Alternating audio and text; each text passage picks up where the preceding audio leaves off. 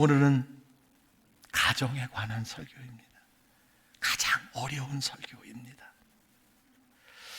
1852년 4월 10일 미국의 한 시민이 알제리에서 사망을 했습니다. 그가 죽은 지 31년이 지났을 때 미국 정부는 그의 유해를 본국으로 송환해 왔습니다. 그의 유해를 실은 군함이 입항하는 순간 군악대의 연주와 예포 소리가 울려 퍼졌고 대통령과 국무위원을 포함한 수많은 사람의 환영 퍼레이드가 열렸습니다. 놀라운 사실은 환영 퍼레이드의 주인공은 위대한 정치가도 과학자도 배우도 아닌 평범한 소시민이었습니다. 무엇이 전 국민의 관심을 집중하게 만들었을까요? 그가 작사한 곡의 노래 때문이었습니다. 그 노래는 많은 사람들에게 가장 소중한 가치에 대해서 감동을 주었기 때문입니다. 그 노래의 가사가 바로 이겁니다. 즐거운 곳에서는 나로라 해도 내 쉴 곳은 작은 집 내 집뿐이리 내 나라 내 기쁨 길이 쉴 곳도 꽃피고 세우는 집 내 집뿐이리. 즐거운 집을 작사한 존 하워드 페인의 시신이 돌아온 거였습니다. 세상에 이 노래처럼 가슴을 따뜻하게 하고 떠나온 고향집을 생각하게 만드는 노래가 또 있을까요?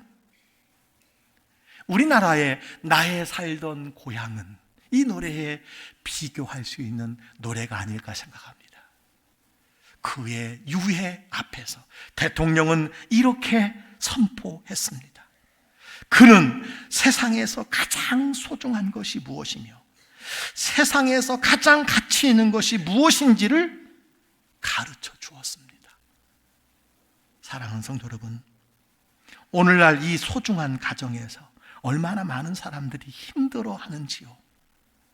많은 가정이 왜곡된 세상 가치관에 의해서 위협을 당하고 깨어지고 있는 현실입니다.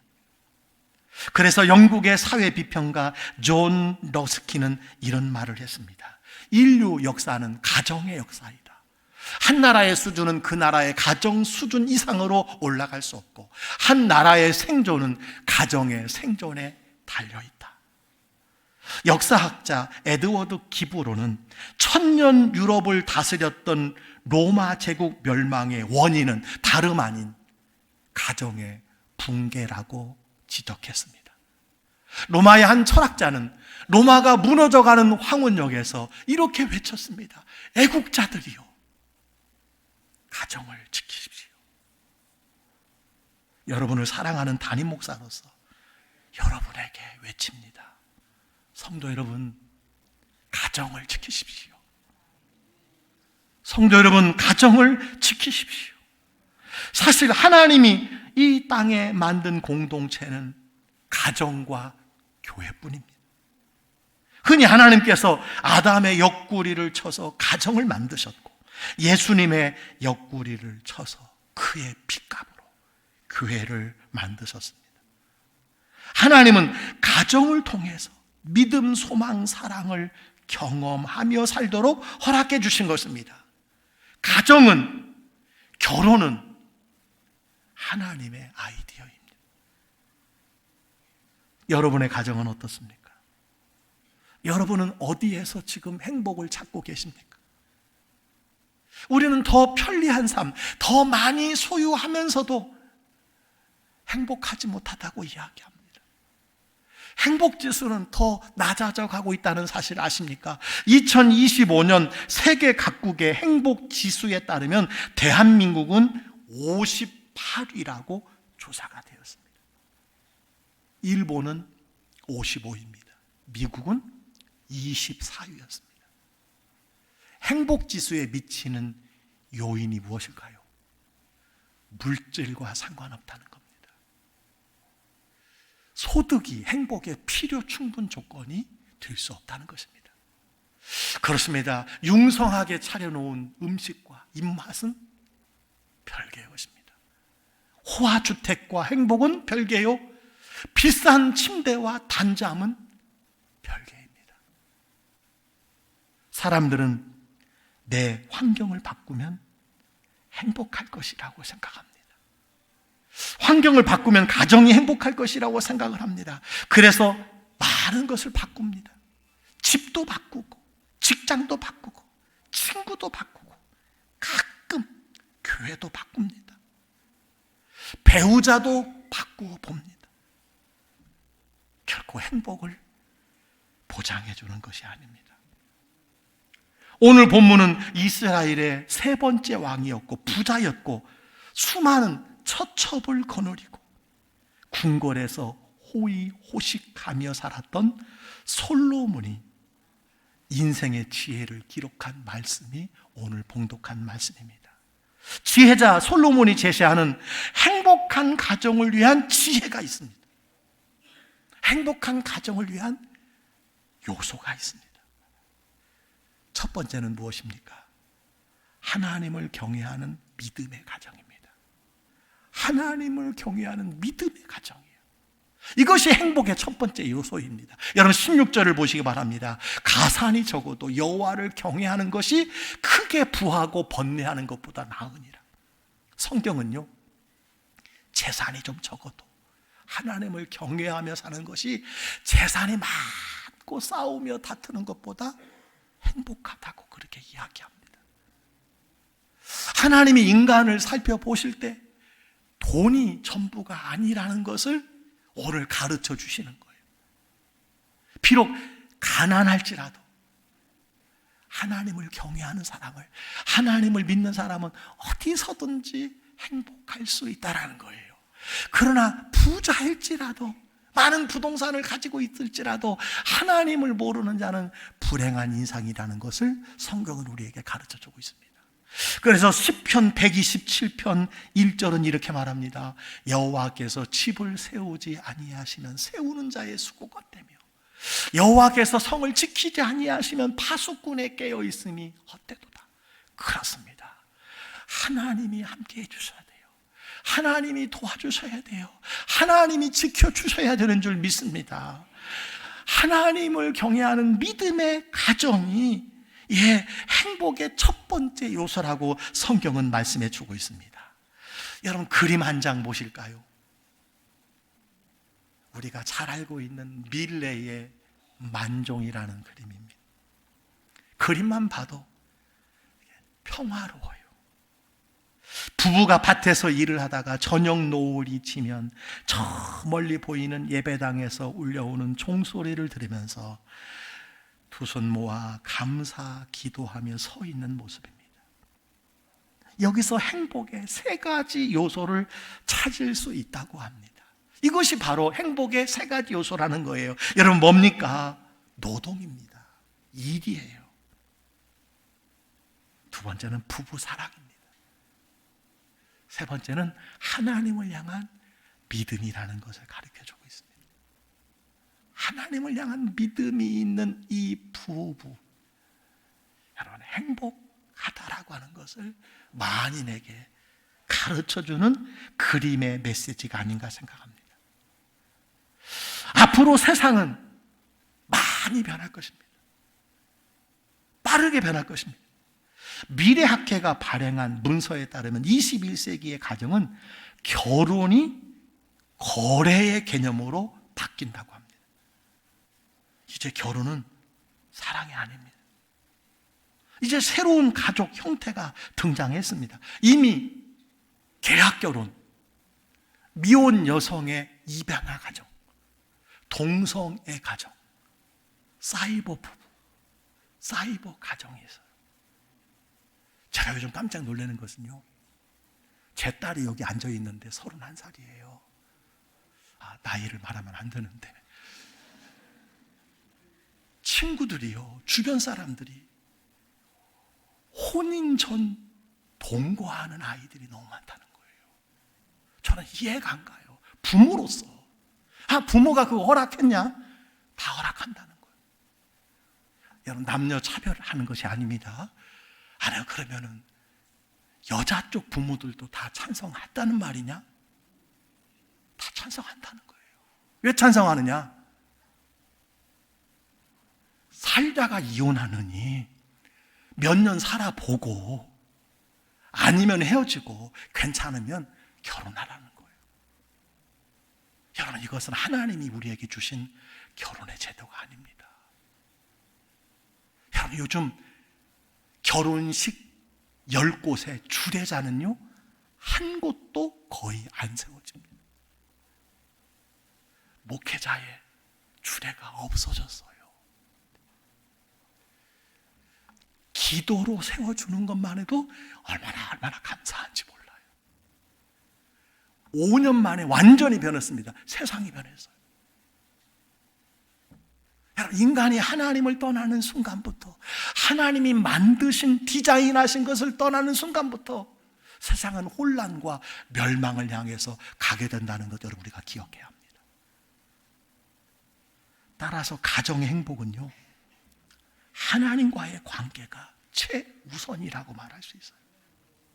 그렇습니다. 하나님을 떠나서 재산이 많고 권세가 높고 성공해도 그거 진정 행복할 수 없는 것입니다.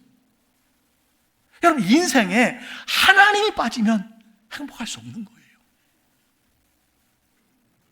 축복의 근원과 분리된 존재는요, 시들 수밖에 없어요. 망할 수밖에 없어요. 여러분, 화병에 꽃꽂이 꽃을 한번 생각해 보시기 바랍니다. 얼마나 예뻐요. 얼마나 아름다워요. 예쁠지라도 뿌리와 분리되고 땅과 분리되면 어떻게 됩니까? 이렇게 추하게 말라버리는 거예요. 여러분, 인생이 이거예요. 가정이 이겁니다.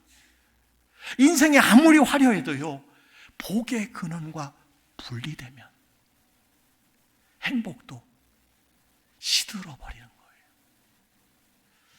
어느 책에 나폴레옹 생애 중에 가장 행복했던 시간이라는 대목이 나옵니다. 나폴레옹이 전투에서 참패하고 할레나 섬에서 유배되었을 때 기자가 물었다고 그래요. 폐하, 일생 중에 어느 때가 제일 행복하셨습니까?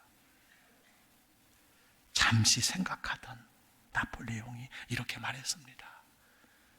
전투가 치열했던 어느 날 철모를 벗고 가까운 교회당에서 하나님께 감사하고 눈물을 흘리며 예배를 드리던 그때가 내 생애 가장 행복한 때였습니다. 천하의 영광을 누리던 나폴레옹이요,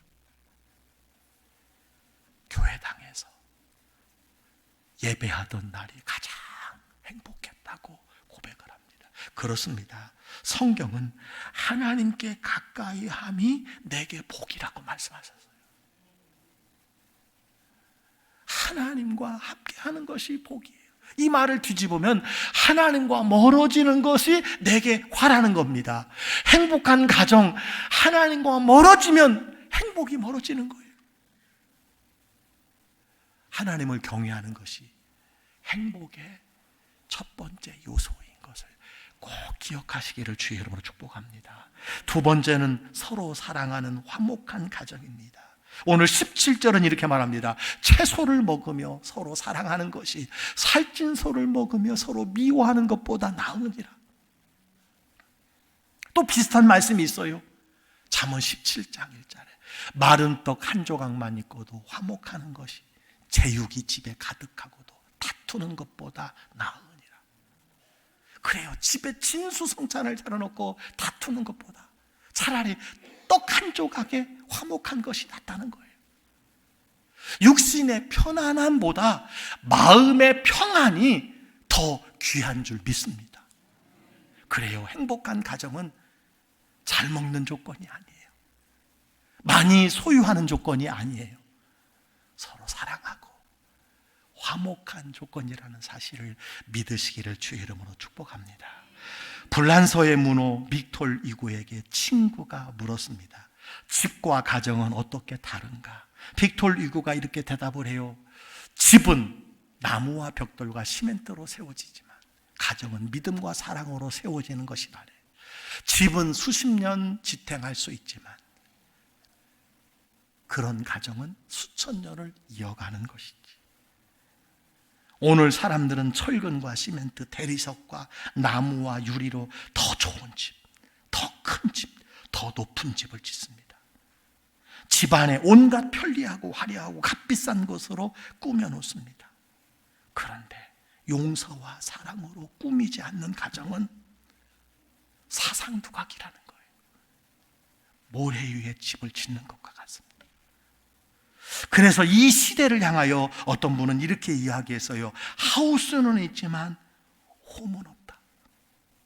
집은 있지만 가정이 없다는 말을 했습니다. 포스트 모던 시대의 사탄의 전략 중에 하나가 교회는 이단을 통해서 무너뜨리는 것이요, 가정은 부부 갈등을 통해서 무너뜨리는 전략이라고 합니다. 어떤 분이 부부의 변화를 4단계라고 말씀을 하셨어요. 1단계는 좋아서 살다가, 2단계는 어쩔 수 없이 살다가, 3단계는 필요해서 살다가, 4단계는 불쌍해서 산다. 너무 단적으로 표현한 것 같아요. 여러분은 현재 어느 단계에 있습니까? 우리 광주교회 모든 부부와 가정은 좋아하는 단계, 사랑하는 단계, 아끼는 단계, 귀하게 여기는 단계로 살아가시기를 주의 이름으로 축복합니다. 축복합니다. 기네스북에 오른 스코트 월프라는 사람이 있어요. 이 사람이 왜 기네스북에 올랐느냐? 이혼을 세계에서 제일 많이 한 사람입니다. 26번 이혼을 했어요. 그 친구가 물었답니다. 자네는 가장 후회스러운 일이 무엇인가? 이 월프가 이렇게 대답했대요. 내가 다시 인생을 시작할 수만 있다면 한 여자와 사는 것이고 따뜻한 가정에서 살아보는 것이라네. 혹시 이것에 의문이 계신 분들은 오늘 이 말씀으로 위로를 삼으시기를 바랍니다. 한 여자와 사는 것이고 따뜻한 가정에서 사는 것이라고 했어요. 한두 달 전에 지하 식당에서 요란한 웃음소리가 계속 들려오는 거예요. 왜 이렇게 웃으시는가 내려가 보았습니다. 왜 웃으십니까 권사님들? 그랬더니 목사님, 우리 다 남편들 흉보는 거예요 그러더라고요. 여러분, 남편이 그렇게 흉볼 게 많습니까? 자기 남편 흉보는 게 그렇게 재밌나 봐요.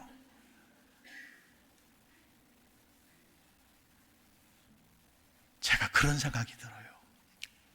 그래요, 권사님들 남편 흉 마음껏 보시면서 그 배우자와 사랑하고 화목하게 살아가십시오. 그런 마음의 기도가 돼요. 여러분에게도 말씀드립니다. 아내 흉 보세요. 남편 흉 보세요. 흉 보면서 배우자와 사랑하고 화목하게 살아가시기를 주의 이름으로 축복합니다. 제가 만난 행복한 사람들의 공통점이 있어요. 여러분이 행복하다고 생각하는 사람들의 공통점이 무엇입니까? 제가 보기에는요, 성별과 지역과 소유와 지위와 성격과 나이에 상관없이 모두가 화평한 사람이에요. 화평한 사람, 관계가 좋은 사람이에요. 어느 세미나에서 강사가 눈을 다 감으라고 한 후에 자신의 배우자를 한번 바꿔보기 원하는 사람은 눈을 감았으니까 한번 손을 들라고 했답니다. 거의 모든 사람이 막 두 손을 다 들더라는 거예요. 앞에 앉은 한 여자분이 손을 들지 않더라는 거예요. 강사가 깜짝 놀라서 물었답니다. 그랬더니 이렇게 대답하는 거예요. 남편을 무척 사랑하시나 봅니다. 그랬더니 그 부인이 하는 말이, 아니 그게 아니라 바꿔봐야 그 사람이 다 그 사람이잖아요, 그러더라는 거예요. 저는 이 부인의 말이 100번 옳다고 생각을 합니다. 여러분, 사랑은 오래 잡는 거예요. 저는 결혼을 앞둔 신랑 신부를 제 방에 항상 만나면 빼놓지 않고 한 가지 제가 부탁하는 것이 있습니다. 내가 결혼 생활 32년 해보니까, 그리고 많은 사람 추례를 하고 수백 가정의 행복한 모습을 보니까 다른 거 없어요. 오래 참는 거예요. 오래 참고 용서해 주는 거예요. 제가 이 말씀을 다 드려요. 참지 못할 거면 아예 시작도 하지 말라고 제가 이야기합니다. 그래요. 사랑은 오래 참는 거예요. 행복한 가정은 다른 조건이 아닙니다. 서로 사랑하는 화목한 가정임을 믿으시기를 주의 이름으로 축복합니다. 세 번째 요소가 있어요. 항상 감사하는 즐거운 가정이에요. 즐거운 가정이에요. 그래서 13절에 이렇게 말합니다. 마음의 즐거움은 얼굴을 빛나게 하여도 마음의 근심은 심령을 상하게 하느니라.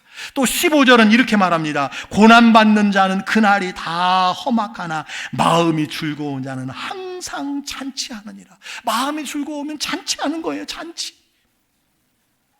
어떤 가정은 물질의 어려움 때문에 원망하며 불평하며 살아갑니다. 어떤 가정은 과거의 실패와 아픔 때문에 마음의 기쁨을 다 빼앗기고 살아갑니다. 어떤 가정은 서로 용서하지 못한 채 고통 속에서 살아갑니다.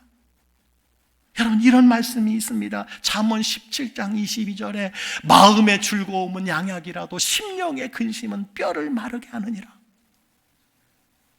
이게 공동번역 성경에는 이렇게 번역되어 있어요. 마음이 즐거우면 알턴병도 낫고 속에 걱정이 있으면 뼈도 마른다. 즐거운 가정 되시기를 주의 이름으로 축원합니다. 내가 즐거워야, 남편이 즐거워야, 아내가 즐거워야 여러분 가정이 즐거울 수 있는 것입니다. 그렇습니다. 행복이란 누가 더 즐거운 마음으로 사느냐의 문제이지, 누가 더 많이 가졌느냐, 누가 더 출세했느냐, 누가 더 큰 집에서 사느냐, 이거 문제가 아니라는 거예요. 많은 것을 소유해도요, 마음에 근심이 가득하면 불행한 사람입니다. 그러나 적은 것을 소유해도 마음에 즐거움과 감사가 있으면 행복한 사람이에요.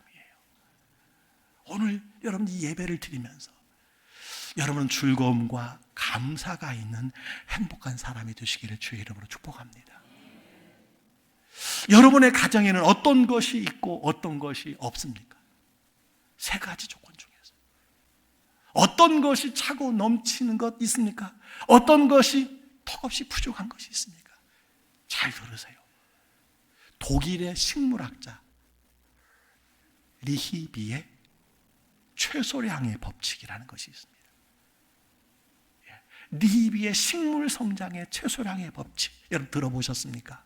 이 법칙은요, 식물의 성장은 넘치는 요소가 아니라 가장 부족한 영양소에 의해서 식물의 성장이 제한된다는 거예요. 식물에 적용되는 최소량의 법칙은요, 우리 가정에도, 내 삶에도, 교회에도 똑같이 적용될 수 있습니다. 여러분의 가정의 행복의 조건이 넘칠지라도, 우리 교회의 부흥의 조건이 넘칠지라도 한 가지만 부족하면 그곳으로 행복이 다 빠져나간다는 거예요. 교회 부흥이 다 빠져나간다는 거예요. 앞문으로 왔다가 뒷문으로 다 나간다는 거예요. 무엇이 부족합니까? 부족한 거 여러분 업그레이드 하시기를 바랍니다. 채우시기를 바랍니다. 오늘 잠언의 말씀을 따라 여러분의 가정에 무엇보다도 세 가지의 조건이 균형을 이루시기를 주의 이름으로 축복합니다. 세 가지가 뭘까요? 첫 번째, 하나님을 경외하는 믿음의 가정. 믿음의 가정. 두 번째, 서로 사랑하는 화목한 가정. 그리고 어떤 환경에서도 항상 감사하는 즐거운 가정 이루시기를 주의 이름으로 축복합니다. 축복합니다.